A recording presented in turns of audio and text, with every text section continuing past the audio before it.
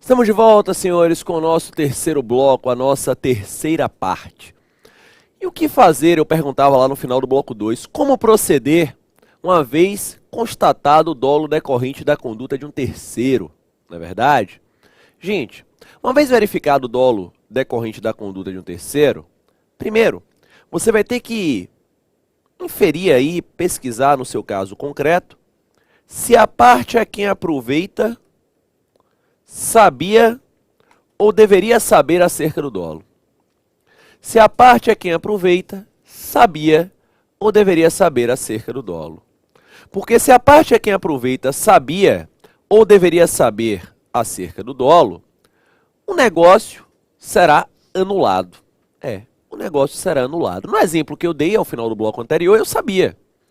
Eu, Luciano, parte quem aproveita, afinal de contas, eu que estou vendendo um carro para a Raíssa todo arrebentado e recebendo o pagamento, né? Então eu, Luciano, a parte quem aproveita, sabia, porque foi eu que pedi a Caio para ter a conduta. Então se a parte quem aproveita sabia ou deveria saber, o negócio será anulado. Caso contrário, caso contrário o quê? Caso contrário, a parte quem aproveita não soubesse ou não devesse saber, o prejudicado, no caso aqui prejudicada, Raíssa, terá ação de perdas e danos em face do terceiro. O prejudicado terá ação, eu dizia, de perdas e danos em face do terceiro. Então, ação de perdas e danos em face do terceiro, tá? Ainda que o negócio se mantenha. Então, Raíssa, a prejudicada, caso Luciano não soubesse ou não devesse saber, terá ação aí em face de Caio, que é o terceiro, ação de indenização, uma ação de perdas e danos, ainda que o negócio se mantenha. Essas são as consequências aí do dolo decorrente da conduta de terceiro. Seguindo nas modalidades de dolo tratadas pelo Código Civil, o artigo 149 trabalha com o dolo do representante. E o 149, ele trabalha aqui tanto com a representação legal, como com a representação convencional. Então ele trabalha tanto com a representação legal, eu dizia, como com a representação convencional. O representante legal é aquele que eu não escolho. Eu não escolho, a lei me impõe um determinado representante. Então na representação legal não há escolha minha, há imposição da lei. Já na representação convencional, eu escolhi o meu representante. Eu fiz a eleição do meu representante. Por conta disso, a depender de qual modalidade de representação for, as consequências serão diversas. Ambas estão no 149. Olha só, se o dolo for praticado pelo representante legal, começando por ele, então se o dolo for praticado pelo representante legal, o representado responderá na medida do seu proveito econômico. Então, se o dolo for praticado pelo representante legal, o representado responderá na medida do seu proveito econômico. O raciocínio do legislador aqui é muito claro. Se eu não escolhi o meu representante, então que eu só responda na medida do meu proveito econômico. Então, se o dolo for praticado pelo representante legal, o representado apenas responderá na medida do seu proveito econômico. Ok. E se o dolo for praticado pelo representante convencional? Se o dolo for praticado pelo representante convencional, o representado responderá solidariamente. É porque aqui é diferente. O representante convencional eu escolhi. Eu escolhi o meu representante. Então, se ele teve uma conduta dolosa, eu irei responder solidariamente. Ok. Seguindo aí nas modalidades de dolo. Última delas, dolo recíproco, também chamado de bilateral. Dolo recíproco, também chamado de bilateral. O dolo recíproco ou bilateral ele acontecerá se ambas as partes agirem com dolo. Então, no dolo recíproco ou bilateral, ambas as partes estão ali agindo com dolo, tá? Há dolo dos dois lados. Acontece muito no Brasil, infelizmente, né? Eu estou celebrando um negócio com você, eu estou tentando lhe induzir maliciosamente para que você pratique um ato contra a sua vontade, e você está tentando me induzir maliciosamente para que eu pratique um ato contra a minha vontade. É o dolo recíproco ou bilateral. Qual é a consequência do dolo recíproco ou bilateral? Nenhuma, zero. Não tem consequência para o direito. Nem vai ter anulação do ato, nem teremos perdas e danos. Então, nem teremos anulação do ato e nem teremos perdas e danos. A consequência será nenhuma. A consequência será zero. Por que isso? Porque ninguém pode arguir a própria torpeza. Não dá para eu tentar invalidar o negócio porque você agiu com dolo se eu também agir com dolo. É como se os dolos se anulassem, tá? Então não terá consequência alguma para o direito. Ok, gente? Vencemos o dolo, avanço para a coação. A coação, que é a pressão ou ameaça, física ou psicológica, para que alguém pratique um ato contra a sua própria vontade. Então, pressão ou ameaça, física ou psicológica, para que alguém pratique um ato contra a sua própria vontade. Esta é a nossa coação. A coação, ela se subdivide em duas modalidades, em duas espécies. Esta coação, ela pode ser chamada de absoluta, também chamada de física ou de vis absoluta, ou essa coação pode ser chamada de relativa, também chamada de moral, ou psíquica, que é a famosa vis compulsiva. Então, a coação é um grande gênero que se divide em duas espécies: coação absoluta, também chamada de física ou vis absoluta; coação relativa, também chamada de moral psíquica ou vis compulsiva. Pois bem, a coação absoluta é aquela que decorre de uma pressão ou ameaça física. É o cidadão que põe a arma sobre sua cabeça e diz: bora, meu irmão, assina o cheque. É uma coação física absoluta. Nesta situação, perceba, você não tem manifestação de vontade. Não há. Cidadão com a arma em sua cabeça, você não manifesta a sua vontade. A coação absoluta não está tratada no Código Civil. Você não tem notícia, artigo do Código dedicado à coação absoluta. Alguns autores informam que sua consequência será a inexistência do ato, enquanto outros autores trabalham aqui com a consequência de nulidade absoluta. Depende aí do manual que você consulte, tá? Eu particularmente comungo da tese que a consequência é a inexistência do ato. Inexistência do ato porque não há manifestação de vontade. Se alguém põe uma arma sobre minha cabeça, eu não estou manifestando vontade alguma. O cidadão que colocou a arma sobre minha cabeça é que está no comando. Ele que está no comando. Então a mim caberá apenas, né, seguir as suas ordens. Já a coação relativa, moral, psíquica, vis compulsiva, esta sim que é tratada pelo Código Civil. É o terror psicológico, a ameaça psíquica, para que alguém pratique um ato contra a sua própria vontade. Então, o terror psicológico é a ameaça psíquica, eu dizia, para que alguém pratique um ato contra a sua própria vontade. É a nossa coação relativa. O Código Civil, ele informa que esta coação relativa, esta coação moral, alguns chamam assim, esta coação relativa, esta coação moral, ela poderá viciar o negócio. Ela pode viciar o negócio. Pode, desde que presentes alguns requisitos. E nós iremos agora trabalhar com estes requisitos. Então vamos agora visitar os requisitos necessários para que a coação moral vicie o negócio jurídico. Primeiro requisito, a coação deve ser a causa do ato. Esse requisito aí, gente, é velho, né? Porque é o mesmo requisito do erro e do dolo. Tem que ser principal, razão determinante, não é verdade? Então ela tem que ser a causa do ato. Segundo requisito, esta coação deve ser grave. Ela deve ser grave. Entenda por coação grave aquela que imputa ao coagido o verdadeiro temor de dano sério. Então ela tem que ser grave. Ela deve imputar ao coagido, eu dizia, um verdadeiro temor de dano sério. Não é qualquer ameaça que lhe retira das suas CNTPs, né? Eu costumo brincar em aula. Das suas CNTPs, condições normais de temperatura e pressão. Não, não é. Tem que ser uma ameaça grave. Tem que ser uma ameaça grave. Esta coação tem que ser injusta. Entenda por injusta, ilícita, contrária à lei, contrária ao direito.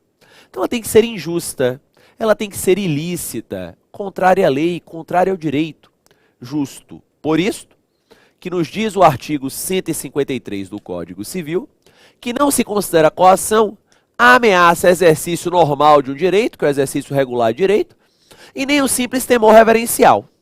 Então, ameaça, exercício normal, regular de direito, temor reverencial, não são coação. Por quê? Porque não são ilícitos. Ilicitude aí. Não há injustiça aí. Exemplo. Imagine que eu estou em débito com uma determinada loja. Estou em débito aí com uma determinada loja. O cidadão me liga e fala, Luciano, ó, você está em débito conosco. Estou lhe ligando para lhe informar que se você não fizer o pagamento até o final desta semana, na outra semana eu irei incluir o seu nome nos órgãos de restrição ao crédito. O cidadão está me coagindo? Não. Eu não estou em débito? Ele tem direito de fazer isso. Imagina que uma cidadã bate nas portas de minha casa e diz, Luciano, eu estou grávida e o filho é seu. Se você não me der alimentos, eu vou ajuizar contra você uma ação de alimentos gravídicos. Ela está me coagindo? Não. Ela está me ameaçando de exercício regular de direito. Se ela está grávida e acha que o filho é meu, ela pode ajuizar contra mim uma ação de alimentos gravídicos. Lógico. Então perceba que a injustiça é necessária para a configuração da coação. Seguindo, a coação tem que ser iminente ou atual.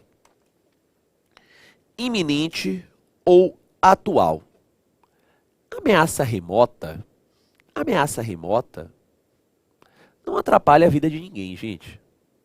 Ah, Raíssa, se você não fizer isso, daqui a 30 anos você verá o que vai acontecer. Falo, 30 anos, vai saber onde é que eu vou estar daqui a 30 anos. Não sei nem se eu vou estar no plano terrestre mais, né?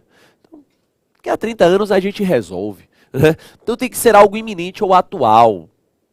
E essa coação, esse quinto requisito, volta para mim aqui, Rai. Esse quinto requisito eu vou vir para uma folha em branco, fica mais fácil. Essa coação poderá ser dirigida contra a vítima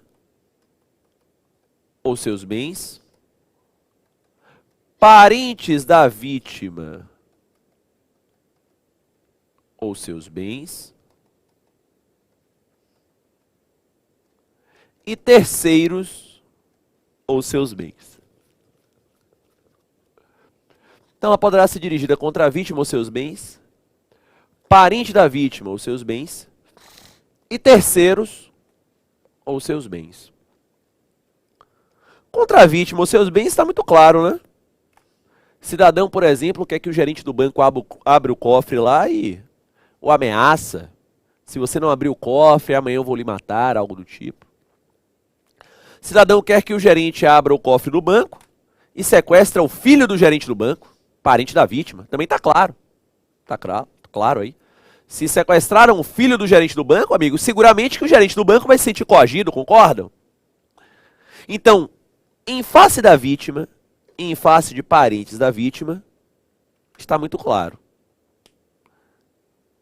Em face de terceiros, diz o Código Civil, no artigo 151, 151, está lá no parágrafo único, que se for em face de terceiro, o juiz haverá de analisar as circunstâncias do caso. Em sendo em face de terceiro, o juiz haverá de analisar as circunstâncias do caso. Afinal de contas, amigo, não é qualquer coação sobre terceiro que irá lhe atingir. Imagine que sequestraram o amigo do gerente do banco, para que o gerente do banco abra lá o cofre. Tá, que amigo é esse? É um amigo próximo? É um amigo distante? Frequenta a casa do gerente do banco? Não frequenta? Será que eles acharam que é amigo, mas na verdade é o amante da esposa do gerente? E aí o gerente fala, pode matar. Né? Então, tem que se analisar as circunstâncias, o contexto do caso. Pois bem, na análise de qualquer tipo de coação, diz o artigo 152, 152, as características subjetivas da vítima haverão de ser verificadas. Então, na análise de qualquer tipo de coação, diz lá o 152, as características subjetivas da vítima haverão de ser verificadas. Sexo, idade, condição de saúde, formação intelectual, tudo isso interfere. Se o cidadão estiver doente, fragilizado, com a saúde fragilizada, ele será mais facilmente coagido, não é verdade? Uma pessoa idosa é mais vulnerável também, né? É mais facilmente coagida. Uma pessoa que não conhece dos seus direitos, não é conhecedora, não tem uma formação intelectual larga, também será mais facilmente coagida. Talvez pratique um ato acreditando que se não o fizer terá algum tipo de repreensão. Então vejam vocês que a análise das características subjetivas da vítima é essencial para a verificação ou não da coação. Vocês se recordam que há pouco nós estudamos ali o tema dolo e verificamos que o dolo ele pode decorrer da conduta de um terceiro? Nós vimos há pouco na história do dolo decorrente da conduta de um terceiro. A coação também poderá decorrer da conduta de um terceiro. Então, assim como o dolo, a coação também pode decorrer da conduta de um terceiro. Os institutos são parecidos, tá?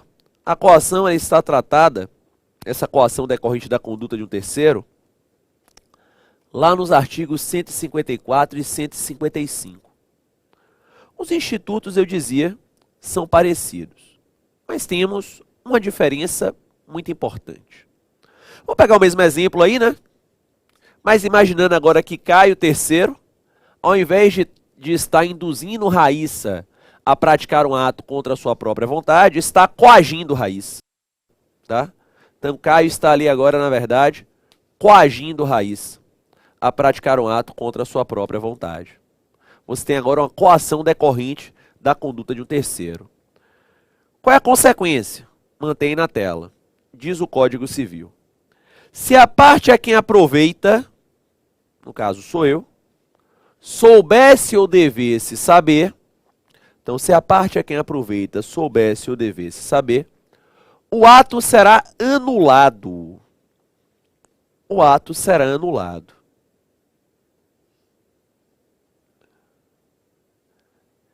E a parte prejudicada poderá pleitear perdas e danos, havendo responsabilidade solidária do terceiro e da parte a quem aproveita. Mantenha aí na tela, para o pessoal entender. Então vamos lá. Se a parte a quem aproveita soubesse ou devesse saber, o ato, eu dizia, ele será anulado. E além da anulação, a parte prejudicada, no caso Raíssa, poderá pleitear perdas e danos. Perdas e danos em face da parte a quem aproveita e do terceiro. Beleza? Teve uma modificação relevante aí, né? Beleza. Seguindo. Caso a parte a quem aproveita, volta lá na tela, não soubesse ou não devesse saber, então se a parte a quem aproveita não soubesse ou não devesse saber, ainda que o negócio se mantenha, a parte prejudicada, no caso Raíssa, terá pedido de perdas e danos em face do terceiro. A parte prejudicada, no caso Raíssa, terá pedido de perdas e danos em face do terceiro. Ok? Beleza? Então você tem a coação decorrente da conduta de um terceiro. Vencemos a coação, vamos à lesão. Lesão, que a doutrina costuma chamar no Código Civil de lesão especial, tá? Então vamos à lesão, que é a nossa lesão especial. A lesão que é uma novidade no Código Civil, o Código Civil anterior não se dedicava ao assunto, o Código Novo trouxe a título de novidade, e a lesão, esta grande novidade, ela foi inserida no Código Civil com o objetivo de promover o que nós chamamos de princípio da justiça contratual ou da equivalência material das prestações. Justiça contratual ou equivalência material das prestações. O contrato, gente, o negócio jurídico, o contrato, ele é uma balança, tá? E o legislador brasileiro gosta de balanças mais ou menos igualitárias. O legislador nacional não gosta de balança muito desigual. Não. Ele gosta de balança igualitária. Tanto é que quando a balança está desigual, o legislador vinha intervir para tentar, igualar a balança. Um exemplo apenas para clarificar, Código de Defesa do Consumidor. O consumidor está lá hipossuficiente, você tem lá o fornecedor hipersuficiente. O legislador brasileiro vinha intervir para, igualar. Traz uma série de prerrogativas àquele consumidor para igualar essa relação. Perfeito. Tá aí. Você tem aí, neste cenário, a intervenção. A lesão é mais um dos institutos presentes na legislação nacional que objetivam promover esta equivalência, esta justiça contratual. Segundo o Código Civil, artigo 157, para que se configure a lesão, 2 requisitos são necessários. Um requisito objetivo e um requisito subjetivo. Estes requisitos se somam, tá? Um requisito objetivo e um requisito subjetivo. O requisito objetivo é a manifesta desproporção entre as parcelas pactuadas. Então, requisito objetivo, manifesta desproporção entre as parcelas pactuadas. Manifesta desproporção entre as parcelas pactuadas, que fique claro, verificada no momento da celebração do negócio. Esse é o requisito objetivo. Então, o negócio de saída tem uma desproporção entre as parcelas pactuadas. Ok, mas não basta isto. Somo aqui ao requisito subjetivo, que é premente necessidade ou inexperiência de uma das partes. Premente necessidade ou inexperiência de uma das partes. Pronto. Tá aí. Faço esta soma. Verificados estes requisitos, você estará diante da lesão. Estes requisitos, eles não se presumem, diz o enunciado 290 do CJF. Os requisitos não se presumem, diz o enunciado 290 do CJF.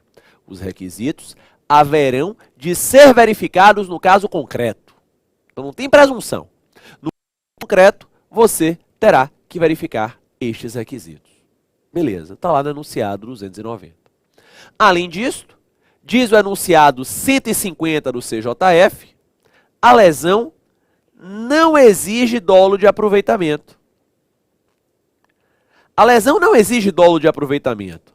Não é necessário que eu saiba que a outra parte é inexperiente ou está em premente necessidade. E diante desta inexperiência ou premente necessidade, eu venho a me aproveitar disso. Não se exige. Não é necessário dolo de aproveitamento. O que se exige é manifesta a desproporção entre as parcelas pactuadas, verificada no momento da celebração do negócio, por inexperiência ou premente necessidade. O que se exige é isso. Está lá. Está lá no Código Civil. Uma vez verificada a lesão, 2 caminhos são possíveis ao operador do direito. Primeiro caminho é a revisão do negócio. Está lá. Parágrafo 2º do artigo 157. Então, o primeiro caminho é a revisão do negócio. Parágrafo 2º do artigo 157. O problema não é a desproporção? Se o problema é a desproporção, eu vou dar suplemento suficiente para uma das partes, ou irei reduzir o proveito da outra. Igualei o negócio, resolvi o problema. Primeira saída, então, aí, primeiro caminho, revisão do negócio. A revisão do negócio nos diz os enunciados 149 e 291 do CJF. A revisão do negócio estão lá enunciados 149 e 291 do CJF, é o nosso caminho preferencial. É o nosso caminho preferencial. Por que preferencial, professor? É preferencial porque você viu comigo no encontro passado que sempre que possível o operador do direito deverá conservar o negócio. Então, sempre que possível, nós deveríamos conservar o negócio. É o nosso caminho, eu dizia aqui, preferencial. Ok. Mas se não der para revisar, aí, amigo, sua saída será a anulação do negócio. Artigo 171 do Código. Se não dá para revisar, a sua saída será a anulação do negócio. Está lá no 171 do Código Civil. Então você vai anular este negócio. Ok?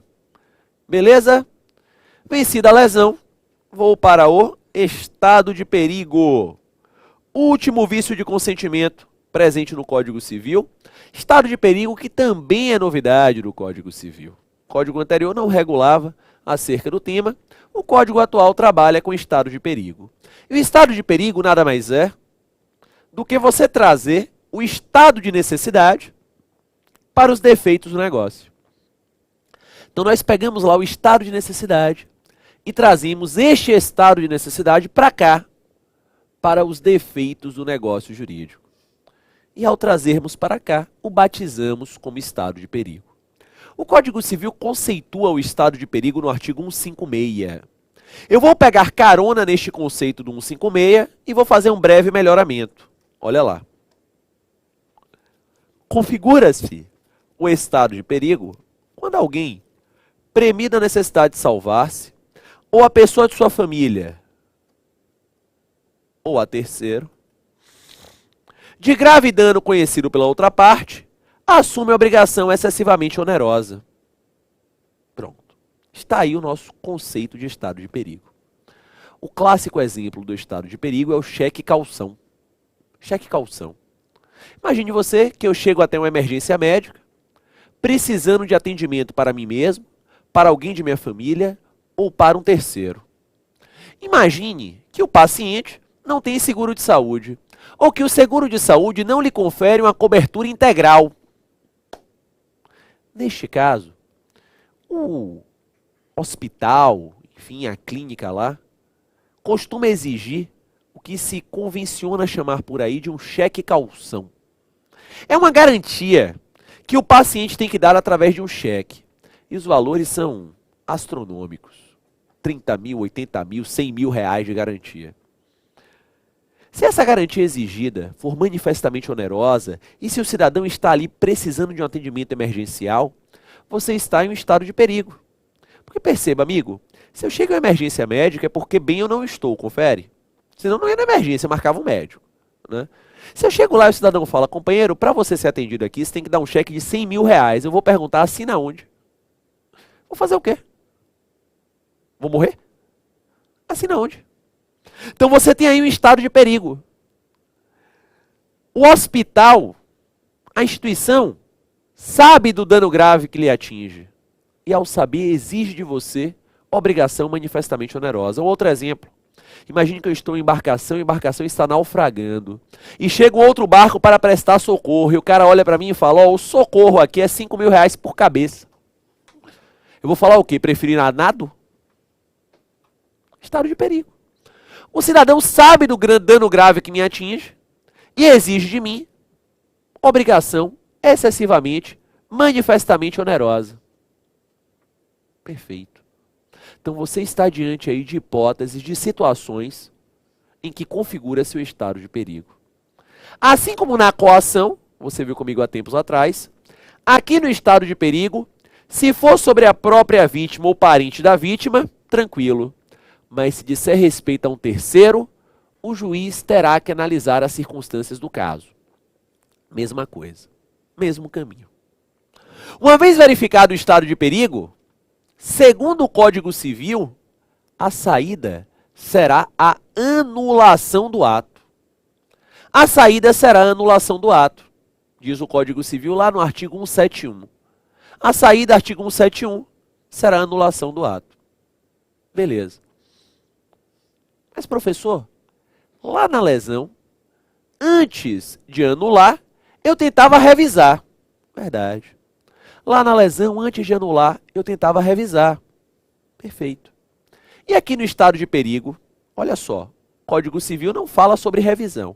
O Código Civil só fala sobre anulação. Então, se a tua prova perguntar de acordo com o Código Civil, você vai dizer que no estado de perigo só dá para anular. Mas a doutrina, enunciado 148 do CJF, fazendo uma analogia à lesão, diz que antes de anular é possível a tentativa de revisão. Então, se a tua pergunta vem segundo a doutrina, você informará que antes de anular, você deve tentar revisar. Ok, gente? No próximo bloco, eu vou voltar com 2 exemplos para lhe ajudar a diferenciar a lesão do estado de perigo, que às vezes nas provas vocês fazem confusão. E avançarei aos vícios sociais. É um minutinho, até daqui a pouco.